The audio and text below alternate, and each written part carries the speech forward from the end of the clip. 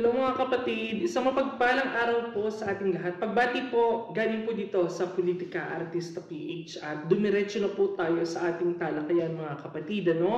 Nagkaroon po ng pahayag ng mga nakararang araw si Pangulong Rodrigo Duterte at ngayon po ay gusto po siyang paimbestigahan ng ilang mga kongresista dahil po sa naging pabirong pagsasabi po ni Pangulong Rodrigo Duterte na papatayin na lang daw po ang 12 senador na kanilang makakalaban. Ito po ay tinutukoy niya yung partido po ni Pangulong Bongbong Marcos ang tumatakbo po sa bagong alyansa. Ang pabiro po niyang sabi na ipapatay na lang daw po ang 12 senador. Alam naman po natin na si Pangulong Rodrigo Duterte ay hanggang ngayon po talaga ay sinasakyan pa rin ng maraming Pilipino ang kanyang mga joke. Alam naman po natin kung paano bumirah ang dating Pangulong Digong sa mga ganitong pong klaseng banat dahil hindi lang naman si dating Pangulong Rodrigo Duterte ang nag-aakusa sa kanya dahil ngayon nga ay labanan ng mga politiko at ng mga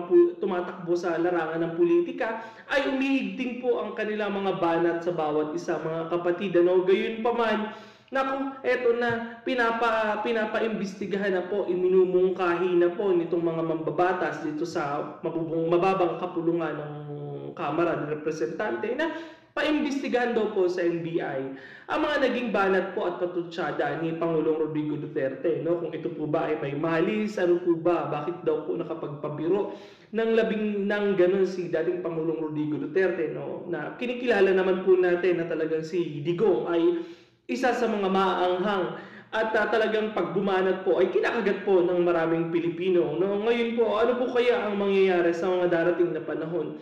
Sa mga ganitong nangyari pong banat ni dating Pangulong Rodrigo Duterte na tayo po ay hindi po natin sinuseryoso yan.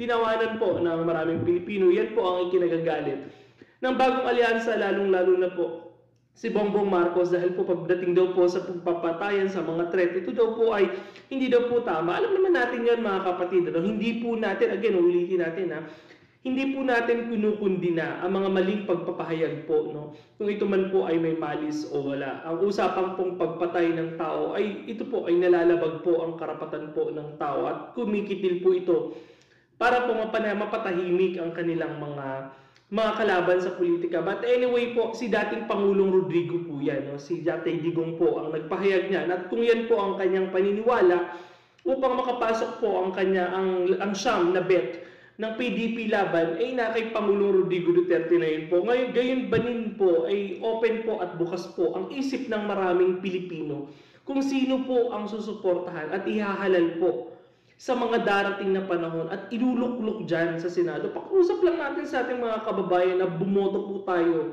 ng tama at ihalal po natin ng tama ang mga taong gusto nating iluklok. Yung mga taong makapaglilingkod na iisipin ang karapatan ng maraming Pilipino at iisipin po ang tatag at galing po ng paninindigan ng kanilang mga puso. Anyway, ang biro pong pabiro na naging pahayag po ni Pangulong Rodrigo Duterte, ito po ay naayon po sa kanya at kung ano po ang kanyang kagustuhan. Well, iwan na po natin yan. Ang NBI na po ang bahalang lumitis dyan kung ano po ang kanilang masasabi dito.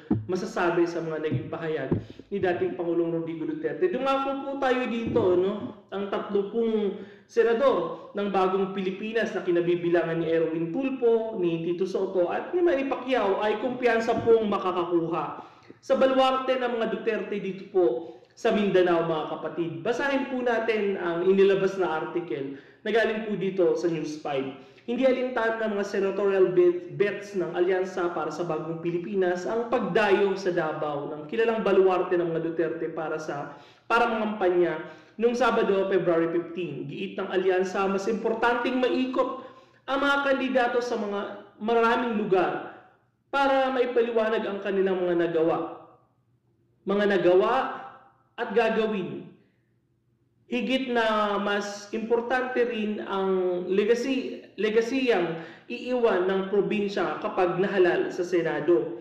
Naging mga kaalyado ng mga Duterte noon si dating Senator Tito Soto, dating Senador Manny Pacquiao at ACT-CIS Party List Rapi Tulfo. Bahagi ngayon sila ng administrasyon ticket sa 2025. So ito po yung sinasabi natin, na si Pacquiao, si Soto at si Erwin Tulfo ay kilala po na dati po mga kaalyado po ng mga Duterte na ngayon po ay kumabilang bakod na. Again, ang sabi nga po ni Vice President Sara Duterte na wala pong kaibigan pagdating sa politika. Well, lahat po ay nagbabago at nagbabago po ang paninindigan pag politika na po ang pinag-uusapan. Higit sa 80% ng mga boto sa Davao del Norte nakuha ni President Bongbong Marcos noong 2022 presidential election.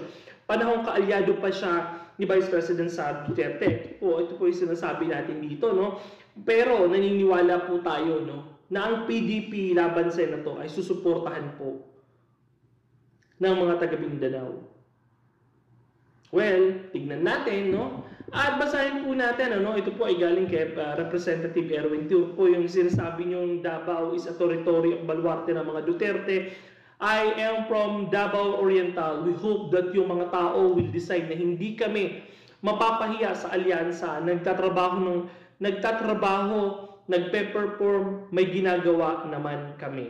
Yan po ang sabi ni Erwin Tulfo. Pero kung makikita po natin, batay po sa mga nagiging kilos at galaw nila, ang kanilang pag-atake sa mga Duterte ay malinaw po at sukdulan. Ang ginagawang pag-atake po, hindi man pumirma sa article of impeachments itong si Erwin Tulfo, ay alam naman po natin ang magiging boto nito at nagkaroon nga ng pahayag ito noong mga nakaraang araw na ito po ay nangangarap na dahil isa daw siya sa magiging impeachment maglilitis kay Vice President Sara Duterte. Gayon pa man, hindi siya pumirma, Pero trapo pa rin, kilalang trapo pa rin at isa sa tumitira sa pamilyang Duterte.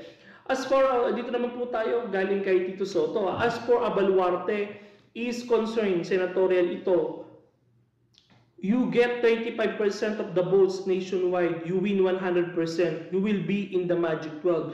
Getting 35 from the Mindanao, it's a tie already. You don't need that much as one. Presidential election ang pinag-uusapan. Mabigat ang baluarte. So yung sinasabi natin, ang baluarte po, mabigat po ito. Pag ito po ay nakuha ng mga Duterte at makakuha po ng iba't ibang suporta sa mga iba't ibang religious group, at suportahan po ang PDP laban ng iba't ibang religious group. Alam po natin at naniniwala tayo na ang mga baluarte po ng Duterte sa Mindanao at ang baluarte po ng mga Visayas at ang mga taga Cebu at ang mga Visayas ay naniniwala po tayo, ang pamilyang Duterte po ay susuportahan ang mga kaalyado po ng PDP laban. Alam naman po natin yan. Alam naman natin na kahit papaano po ay medyo sarado po ang utak ng maraming Pilipino pagdating dito sa Luzon. Well, titignan natin yan, magbabantay tayo sa mga issue na yan. Sana dito po makakakot ng boto sa Luzon. Pag nagdala po ng ibang mga miyembro, lalo na ang mga religious organization, alam naman po natin, at titignan natin ang galaw po ng ibang religious organization kung sino-sino po ang dadalahin nilang ticket. Magbabatsyag tayo at babantayan natin yan. Once na meron tayong marinig kung sino ang ticket na dadalahin, iuulat po natin yan dito sa Politika Artista PH. Dito naman po tayo sa naging saad naman po ni Manny Pacquiao, ang isa noon sa bumabanat kay dating Pangulong Bongbong Marcos at ang kanyang banat noon, At ang sabi niya na once siya ay manalo ng presidente, bilang presidente si Pacquiao, ipapakulong niya po ang dating First Lady ng Pilipinas na si Imelda Marcos. Pero ngayon, ano po ang nangyayari? Hindi man siya pinalad, nandyan siya ngayon. Ang binabanatan niya noon, kakampi niya na ngayon. Well, ang sabi nga natin, walang kaibigan sa politika. Dito naman po tayo kay Manny Pacquiao. Kami pong grupo ng alyansa, hindi po kami nababahala dahil ang aming mga adhikain at programa ay para sa kabutihan ng sambayan ng Pilipino at ipipresenta namin sa taong bayan na gusto talaga namin ng pagbabago. Pero ang pinaka-importante, yung iiwan nating legasiya. Yan po yung sinabi nito ni Manny Pacquiao.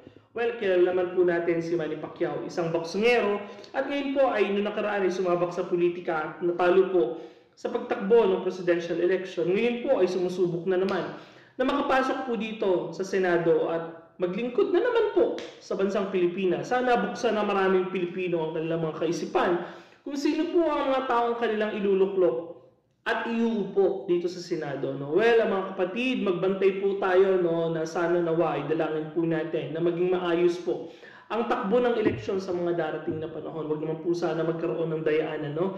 Yun lang po ang ating wish. Kayo po mga kapatid, ano po ang masasabi nyo sa ginagawa na naman pong panggigipit ngayon, no? Alam naman natin na matagal lang ginigipit si dating Pangulong Rodrigo Duterte. Ngayon po ay ginigipit na naman po siya. No? Ano po ang masasabi niyo sa naging pahayag ni Tito Soto, Erwin Tulfo, at ni Manny Pacquiao? Makakakuha kaya sila ng boto sa Senado? Makakakuha kaya sila ng boto sa Mindanao? Tignan natin, i-komento niyo po dyan sa ating YouTube channel at babasahin po natin yan mga kapatid. Maraming salamat po sa inyong pagsuporta at panonood dito po sa Politika Artista PH.